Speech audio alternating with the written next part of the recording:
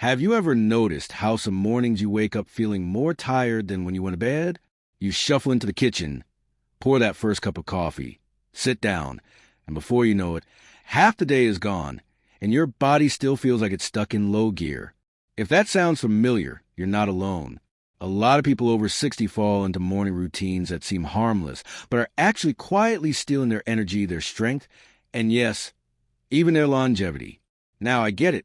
Mornings are supposed to be gentle. Nobody wants to leap out of bed and run a marathon. But what if I told you that a few small tweaks to your morning routine could help you feel stronger, think more clearly, and actually add years to your life? It's true, and it's not about doing anything drastic. It's about paying attention to the small habits we fall into without realizing the long-term cost. Let's talk about one of the most common traps: sitting too long right after waking up. You know the routine. Wake up, sit in bed for a few minutes scrolling through your phone or reading the news, head to the kitchen, and sit again for breakfast. Maybe turn on the TV and sit some more. Before you've even gotten dressed, you spent the first hour of your day in the same position. Now, sitting isn't evil. But right after you've been lying down for 7 or 8 hours, your circulation is still waking up. Your joints are stiff. Your brain is still foggy. If the first thing you do is continue being still, your body gets the message. Today is a slow day. Blood flow stays sluggish. Muscles stay tight. Your heart doesn't get the little jump start it needs. And over time, that adds up. Reduced circulation means less oxygen to your brain. Tight muscles become weak muscles.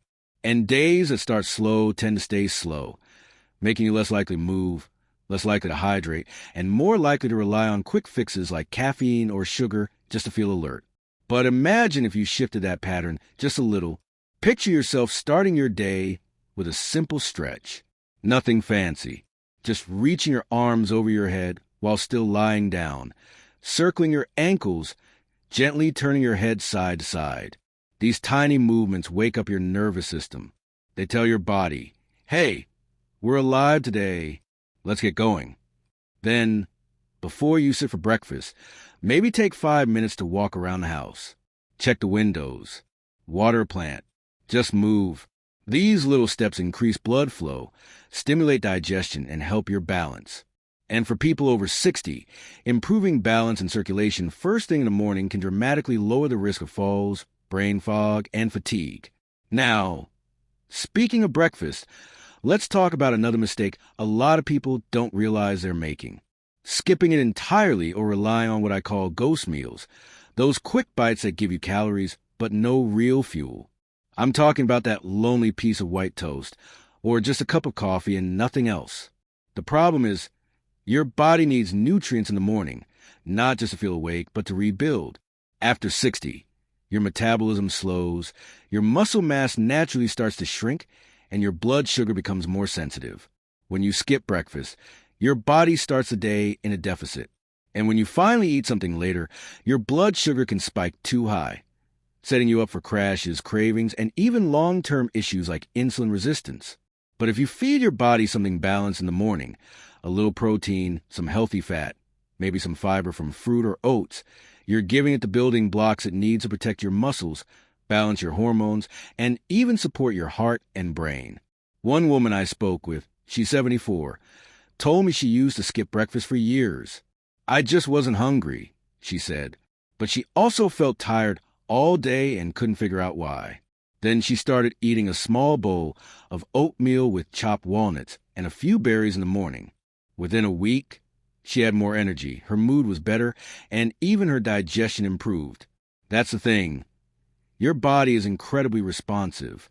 Even after 60, 70, or 80, it still listens. It still adapts. It still rewards you for giving it what it needs. But you have to break the autopilot habits. So, if you're finding that your mornings leave you feeling drained, sluggish, or foggy, it might not be your age. It might be your routine. And that's a good thing because routines can be changed. Waking up and moving your body. Choosing real, nourishing food. Giving your heart and brain a reason to fire up early. These aren't just tips. They're investments in your future health. They're how you tell your body, I still care. I still want to thrive. Let's make today count.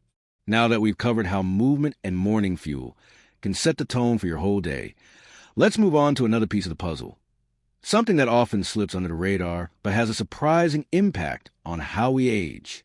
So, we talk about movement and breakfast. Two things that seem simple on the surface, but carry so much weight when it comes to energy, strength, and long-term health. But now I want to ask you something a little deeper. How do you start your day mentally? Because what we think about first thing in the morning, what we allow into our mind, can quietly shape everything that comes after it. And for many of us, the first thing we reach for isn't a stretch or a healthy breakfast. It's a screen, a phone, a tablet, the TV remote. We flick on the news. We scroll through headlines. We check emails. And almost instantly, before we've even had time to breathe, our mind is full of worry, noise, tension. Even if we're not aware of it, that flood of input raises stress hormones like cortisol. And too much cortisol, especially after 60, is a real problem. It doesn't just make you feel anxious. It raises your blood pressure. It disrupts your digestion. It affects memory and weakens your immune system. Over time, this kind of mental overload ages your heart, your brain, and even your skin faster than you realize. Now, I'm not saying never read the news, but there's a huge difference between waking up and immediately absorbing the world's stress versus taking a few minutes for yourself first. Your brain is in a delicate state when you first wake up, almost like wet cement. Whatever you imprint on it, it holds. So if the first thing you do is read something upsetting or stressful, your body will carry that tension for hours, even if you're not conscious of it. Instead, try this. When you wake up, sit up in bed and take 3 deep breaths. That's it. 3 deep, slow breaths where your shoulders drop, your chest expands, and you give your nervous system permission to calm down. Then, before looking at your phone or turning on the news, ask yourself something simple and grounding. What do I want to feel today? Not what do I have to do, what I want to feel. Some mornings it might be peace. Other days maybe energy or clarity. Let that word guide you. You'd be surprised how powerful that tiny shift can be. One man I know, he's 81, he started doing this every morning after years of waking up and jumping straight into the financial news. He told me, I used to feel anxious by 9 a.m. for no reason. Now I still watch the news, but only after I've had my coffee and taken time to breathe. This small change gave him back control. It turned his mornings into a choice, not a reaction. And that's really the point here.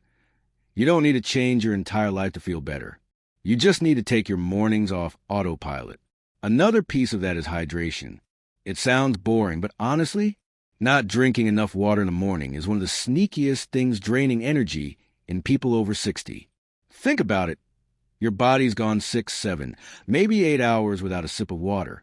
You've been breathing all night, losing moisture through your skin and lungs. Your blood has thickened a little. Your joints are stiff. Your brain's a little foggy.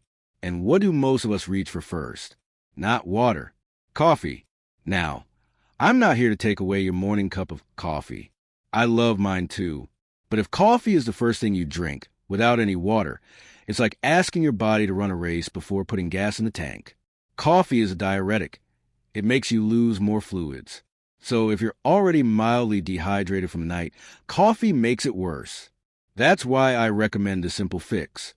Drink 1 glass of water before anything else in the morning. Room temperature is fine. Add a slice of lemon if you want a little flavor. Just get the water in. It jumpstarts your digestion, wakes up your kidneys, and helps your body flush out toxins that build up overnight. And the best part? Most people notice the difference immediately. They feel more alert, their skin looks better, and even constipation improves, which is a big concern for many people as they age. Hydration may not sound exciting, but it's one of the easiest ways to support your heart, brain, and overall vitality. All these things, movement, nourishment, mindset, hydration, they're not tricks. They're gentle shifts. They're acts of self-respect. And when you stack them together in your morning, they work like compound interest, small steps that add up over time to something powerful. So if you ever felt like your mornings were working against you instead of for you, this is your reminder that it doesn't have to be that way. You deserve a morning that makes you feel strong, calm, and in control. And it doesn't take perfection, just intention. There's still one more piece to this morning puzzle. One last fix that has more to do with how you move through your morning than what you're doing in it. And it might surprise you how much it affects not just your lifespan, but your joy. Let's talk about the pace of your morning. Not the to-do list, not what you eat or drink, but the actual tempo of how you start your day. Because one of the biggest energy drains after 60 isn't just what you do, it's how rushed or chaotic it feels. Think about it. Do your mornings feel calm, or do they feel like a slow-motion scramble? Do you ever notice yourself getting up and immediately jumping into tasks, shuffling around the kitchen, checking on things, maybe even feeling like you're already behind, even though the day has just started? Here's the truth most people don't realize. Chronic rushing, even a low-level kind, is a form of stress. It triggers your nervous system in the same way as being stuck in traffic or arguing with someone. It keeps your cortisol levels high, shortens your breath, and over time, that tension builds up in your neck, your shoulders, even your heart. Your heart doesn't know whether you're running from a tiger or just running late for breakfast. All it feels is stress. And that stress, when repeated every day, doesn't just rob you of peace. It takes a toll on your body. Studies have linked morning stress and cortisol spikes to higher risks of heart disease, memory problems, and even inflammation in older adults. But here's the part that gives us hope. The fix is not complicated. It starts with slowing down on purpose. Not dragging your feet or staying in bed for hours, but just giving yourself permission to have a moment. Even just 5 minutes, that's slow, intentional, and entirely yours. It could be sitting with your coffee while watching the light change through the window. It could be listening to soft music while making the bed, or simply stepping outside for a moment to breathe in the morning air. What matters isn't what you do. It's that you're not rushing through it. I know this may sound small, but when you allow yourself even just a few minutes to ease into the day, your whole system responds differently. Your heartbeat slows down. Your digestion improves. You become more focused and present, and that calm carries into the rest of your morning and the rest of your life. One woman in our community, she's 74, told me she used to wake up and immediately start doing chores. I'd feel anxious and tense before 8 a.m. every day, she said. But now, she keeps a chair near her kitchen window. Every morning, she sits there for just 5 minutes with her tea and looks outside. I don't even think about anything, she said. I just sit, and it's changed everything. So if you've been waking up and jumping into the day like you're in a race, it's okay to stop, breathe, reclaim a little stillness. Because here's the truth. After 60, your morning should be a gift, not a battle. And you deserve to start each day with care, not pressure. Now, let's take a moment to reflect. We've looked at how skipping movement, eating too late, jumping into stress, skipping water, and rushing all affect the way your body ages, and not in a good way. But here's the good news. These aren't permanent habits. They're patterns that can be gently reshaped, one tiny choice at a time. You don't have to be perfect.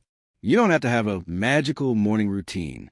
You just have to be a little more mindful, a little more kind to yourself. Each positive choice you make in the morning, whether it's drinking a glass of water, stretching your arms toward the ceiling, or choosing to pause instead of rush, those choices send a message to your body and your brain. That message is, I am still here. I still matter. I am worth the time. And that belief, that's the most powerful part of all. Because longevity isn't just about living longer. It's about living better, feeling better, being more present in the moments that still await you. Whether you're 60, 70, 80, or beyond, there's still so much life to be lived, and how you start your day plays a big role in how well you live the rest of it. If this message resonates with you, I'd love to hear from you in the comments. What small shift will you try tomorrow morning? What's something you already do that helps you feel good when the day begins? And if this video helped you feel more hopeful or empowered, please give a thumbs up and don't forget to subscribe to the channel. We've got more uplifting, science-backed, and heart-centered content coming your way because your health journey matters. Thank you for spending this time with me. I hope tomorrow morning greets you with peace, purpose, and a sense of joy, no matter what the clock says. Here's to living your best life, one morning at a time.